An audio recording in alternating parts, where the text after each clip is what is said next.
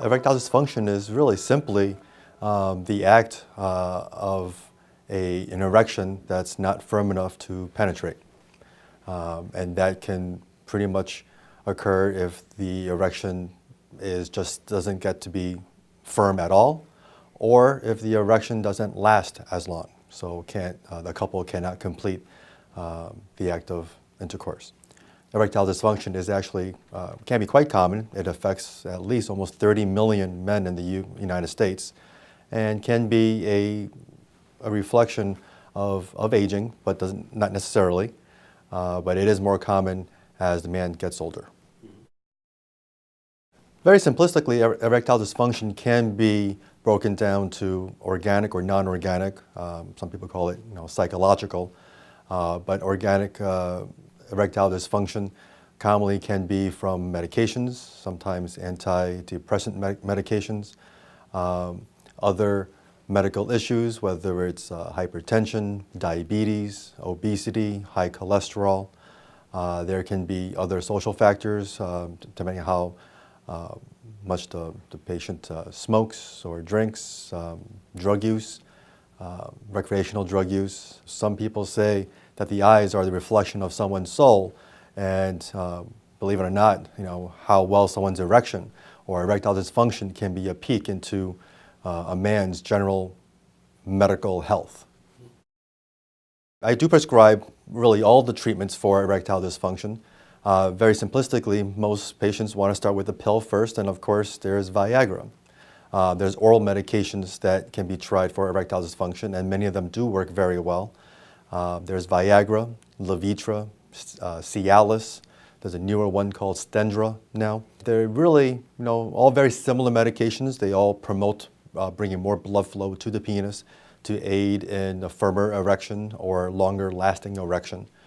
But they may have their, side effects as well. Commonly, sometimes stuffy nose, headache, blurry vision, blue haze in the light. One question that we always ask is if they have any cardiac disease or take medications called some liquid nitrates or nitrates. That can be a deadly combination. It can lower the blood pressure too much. And of course, we don't want that to happen. One step above oral medications, there is something called Muse. It's a little gel suppository that the patients place inside their urethra. And so it's a gel that tries to bring a active ingredient called prostaglandin into their penis to help promote blood flow to the penis. One step above that, there's vacuum erectile devices. Admittedly, they're not the most romantic and most spontaneous and comfortable treatment option. But when used properly, they do achieve the purpose of getting the erection firm enough to penetrate and have sexual activities. Another step above that, there's something called cavernosal injections, commonly called trimix injection therapies. And it's really using a very small, tiny needle, almost what diabetics would use for injecting insulin, a very small, tiny needle that they inject medications directly into the penis, into the side, the shaft of the penis. And that's actually, the most direct, effective way if patients don't respond well to medications, oral medications, to achieve an erection. And that's something that I do in the office, do penile Doppler studies and testings to get a better understanding of what's the root cause of their erectile dysfunction. And if medications don't work, then there's these other options that can be tried, whether it's pills, the Muse, cavernosal injections.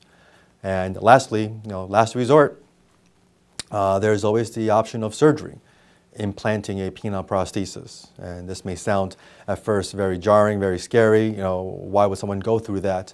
But it is, it is a quality of life issue, and it is a very effective way of getting a man and their sex life back.